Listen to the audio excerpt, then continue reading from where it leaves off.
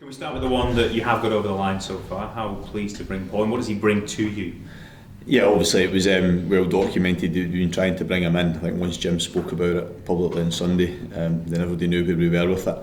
So pleased to have him in now rather than at the end of the season. A defender who is maybe underrated and undervalued at times because his consistency of performance has been terrific in recent years. And it's, I think, a well-deserved opportunity for him to come here. And he also provides me with good versatility in terms of the defensive positions he could play. So given the injuries we had picked up to Ryan and Jason in recent times, it was important for us, I think, to strengthen in that area of the pitch. Is he one, given he knows the league, given he is fit, you would be happy to throw straight in tomorrow, albeit against his former club? Yeah, he's the thing about this window is it's not always easy to get players who are playing regularly quite often opportunities coming in to get players because they aren't involved with the team they currently are at. So the fact that he's been playing recently or played most of the season and he's fit and he's ready to go, and obviously mentality wise he's dealt with these challenges over the last however many seasons. He's vastly experienced in the Premiership, so I have no qualms about involving him tomorrow. In terms of bringing other players in, Mark McNulty, how close could that be? Yeah, he's one that we've been keen to strengthen the squad in general, both in terms of numbers and the options we have, and he's amongst a number of players that we've been trying to explore how strong the possibility is of getting him here, and there's a number of that's where it's at the moment. It's not a particularly easy window to do business in, and it's not a particularly easy window to comment properly on it at times because there's so many if, buts and maybes involved in different scenarios, because there's almost a chain involved in a lot of these possible deals. So that's where we are at the moment with not just that but with several others. I was going to say, how does what happens with Florian potentially impact on things? Where are you with his situation? I think that's just between clubs at the moment. It's unusual having the end of the transfer window the day before a game. I don't know how often that happens, but I think to have it on a Friday when you have a game on the Saturdays, in some ways is good for me because my main focus and attention is on that, and genuinely it is through the course of today. The most important thing for me at the moment is making sure we're ready to go tomorrow. But are you working on the basis you won't have him for tomorrow? No. At the moment he's a Hibs player and nothing has changed in that regard at the moment. Are Rangers, have they offered any sweeteners? Greg Docherty, for example, he's another player. Is he one that interests you as well? Yeah, I mean, look, there's not really any further comment from me on it, just because I think there has been some discussions between the clubs, but beyond that at the moment I don't know any more. I've spent the majority of the day so far on the training pitch and preparing the players for tomorrow. And with sort of going back to Mark McNulty, are you aware or do you know whether Sunderland have actually released him back to Reading yet? Not as far as I know. As I said, I think if that was the case, and he would then obviously it simplifies the situation and that he's actually a player that's available, but not to my knowledge at the moment, no. What about players heading out the door? Any bids? Again, we'll ask you about Martin Boyle at his press conference. That's the easy one. No, that's been pretty straightforward for us, which is pleasing. And again, I'll repeat myself with this, Martin has never at any point had any desire or given us any indication about wanting to leave the football club, and then to help that matters, there's been nothing for us to worry about as well. So yeah, that's pleasing because he's a hugely important player. Yeah, it was linked obviously with Celtic, but obviously with clubs as well down the road in England, and they've got the money to spend, haven't they? Yeah, I think there's so much speculation surrounds players nowadays, and so many rumours can grow arms and legs very quickly.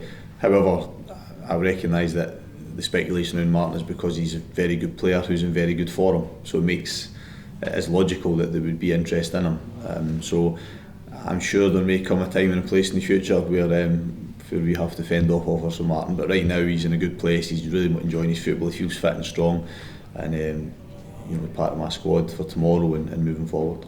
Just you hinted on it briefly, how difficult has it been to try and get a team or organise a team ready for tomorrow when potentially there could be players coming into play and also possibly others heading out the door?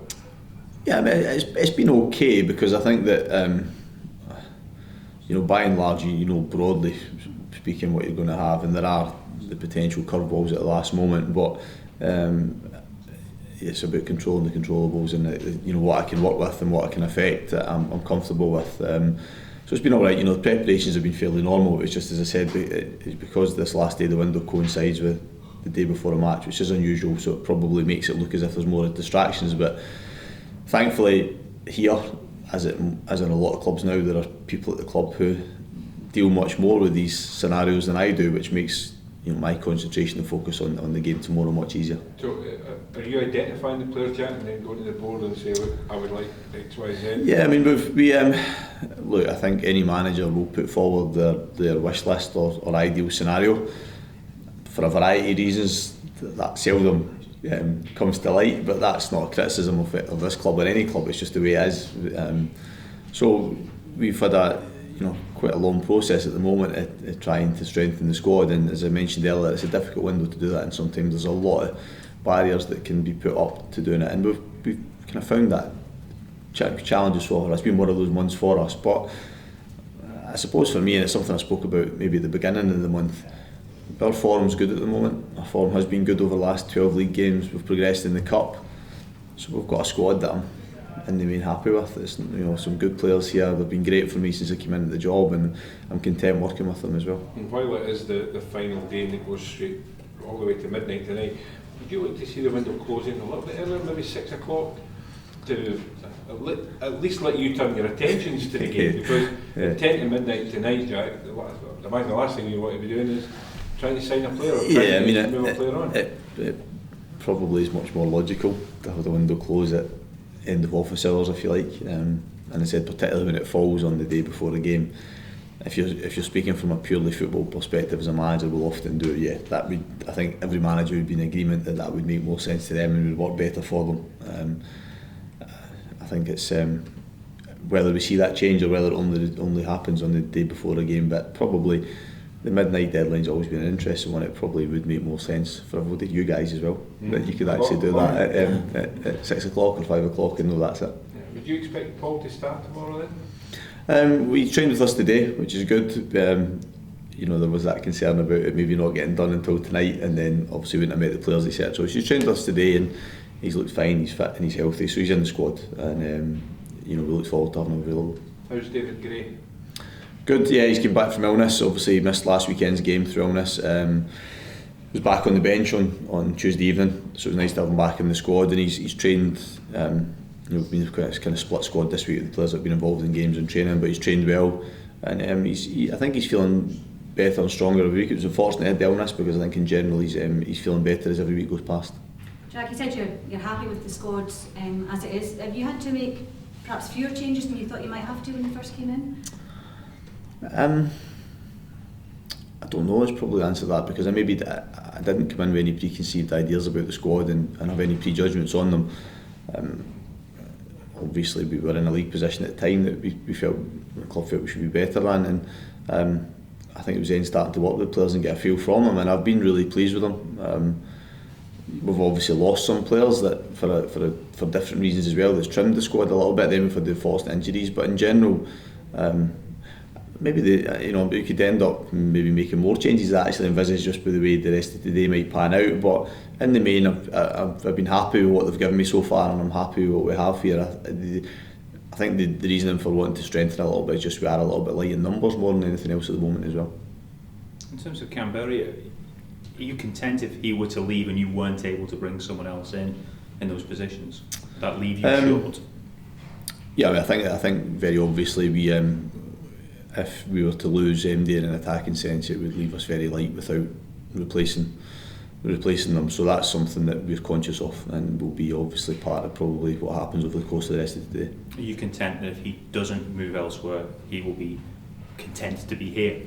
Just as well, I'm listening carefully to these questions.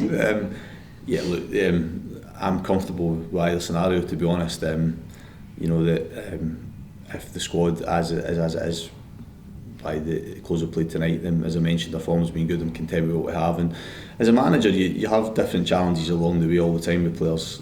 Some of them are easily visible because of a window that highlights some of the difficulties you might have. There's loads that happen on a daily basis that people don't see, and it's about the challenge of management. It's about managing individual players and managing the group through different times, and if that's the case, then there'll be no problem. Does it become a disruption more so when a team in the same division makes a move for your player, especially when you are due to play them in a few days' time as well?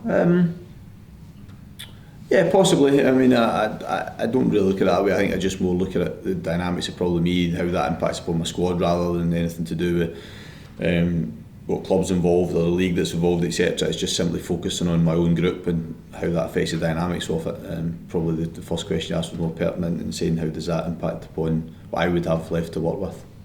Do you have any concerns, Jack, about Flo's attitude should he not leave to go to Rangers? Because I would imagine when a player gets a chance to go to, with all respect to Hibernian, to one of the old firm or a big club in England, you would normally want to go.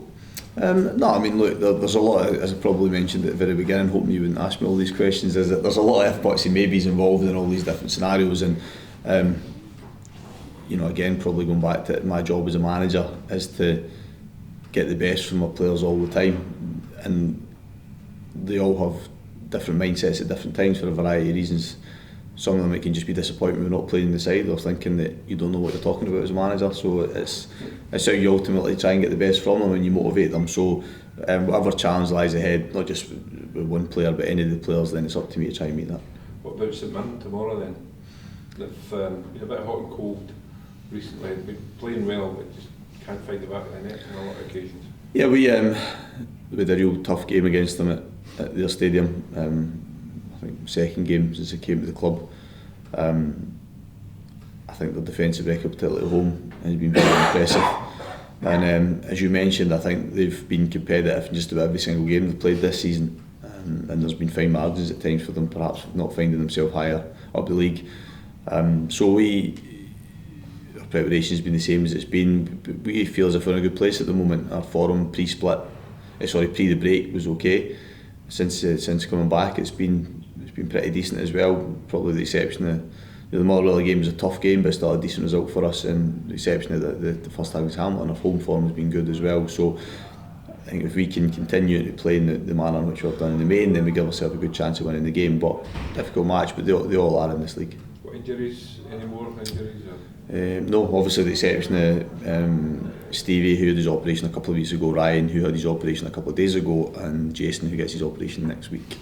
So apart from that, everybody's okay.